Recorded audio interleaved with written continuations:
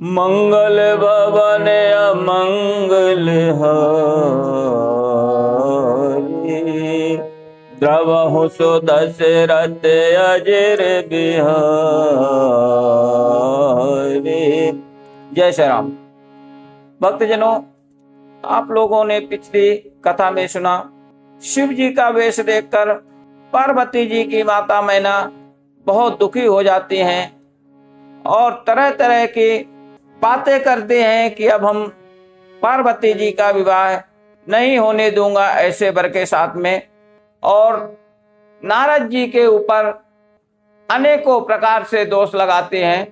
अभी नारद जी सप्तऋषियों समेत वहां पे आते हैं। अब आगे की कथा में देखिए नारद जी क्या समझाते हैं और आगे की कथा में क्या होता है। आप लोग पूरी कथा जरूर सुने। तेहि अवसर नारद सहित अरु ऋषि सप्त समेत, समाचार सुने तुहिन गिरे गवने तुरत निकेत। इस समाचार को सुनते ही हिमाचल उसी समय नारद जी और सुप्त ऋषियों को साथ लेकर अपने घर गए। तब नारद सब हे समुझावा, पूर्व कथा प्रसंगो सुनावा।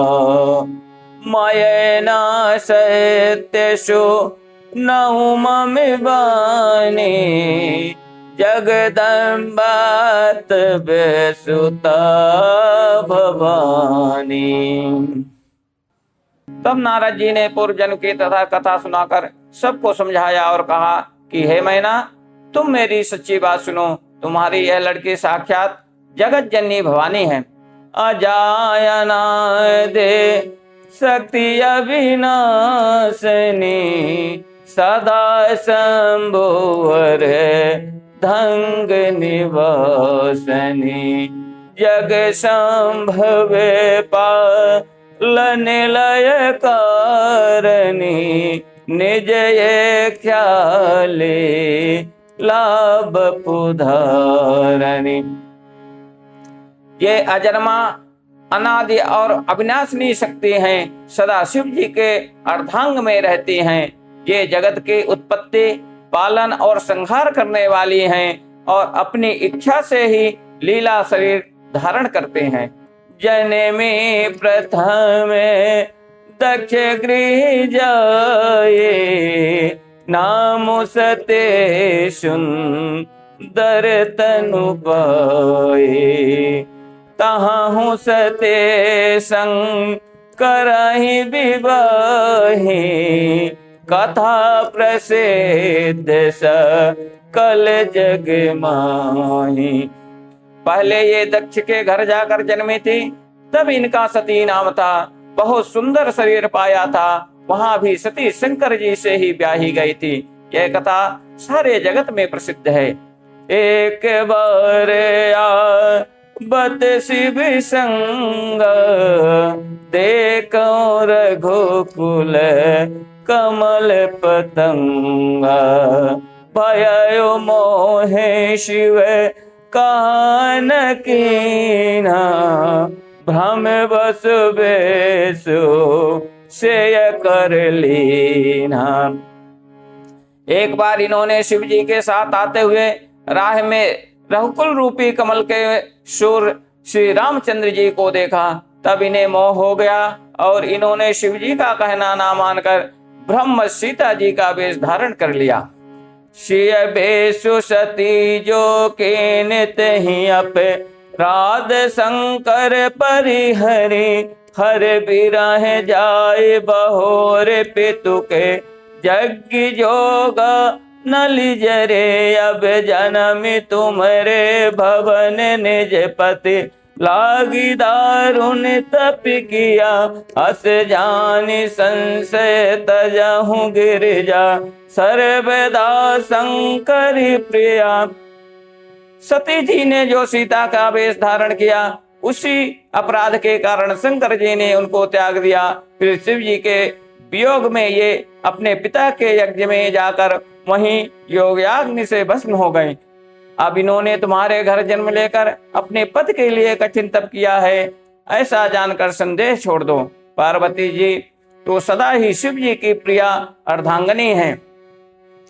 सुनि नारद के वचन तब सब कर मिटा विषाद, क्षण महु व्याप्यो सकल पुर घर घर यह संवाद। तब नारद के वचन सुनकर सबका विषाद मिट गया और क्षण भर में यह समाचार सारे नगर में घर घर फैल गया। तब मैं नाही में बंतु आनंद, पुण्य पुण्य पर ते पद बंदे। नारे पुरुष शिशु जुबा सयाने, नगर लोग सब अति हर्षाने।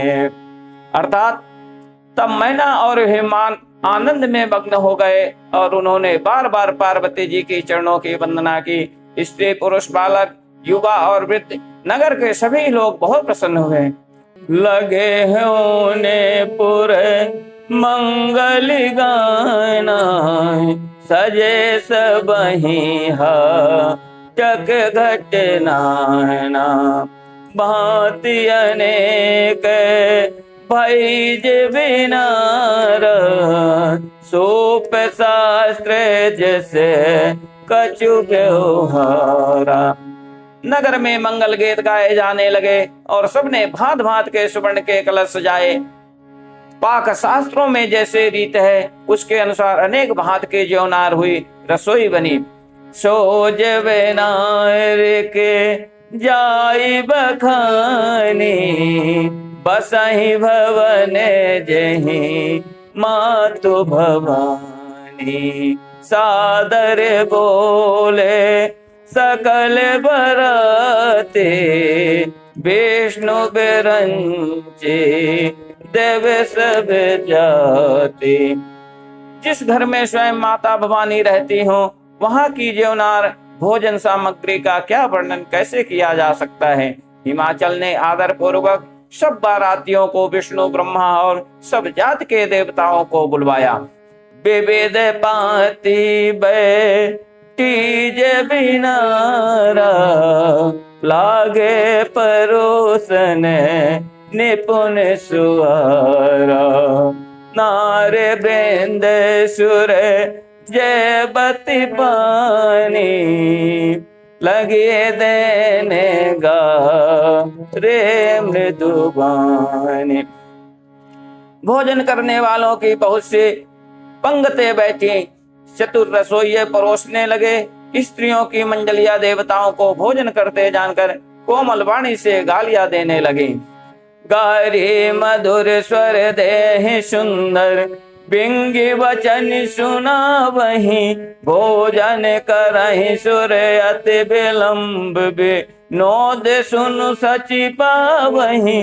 जेवत जो बढ़ो आनंद सो मुख, कोटे हूँ ना पर कहूँ। अचवाय दीने पान गमरे, बास जह जाको रहो।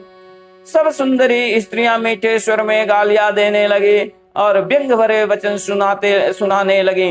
देवगण विनोद सुनकर बहुत सुख अनुभव करते हैं, इसलिए भोजन करने में बड़ी देर लगा रहे हैं। भोजन के समय जो आनंद बढ़ा वह करोड़ों मुंह से भी नहीं कहा जा सकता।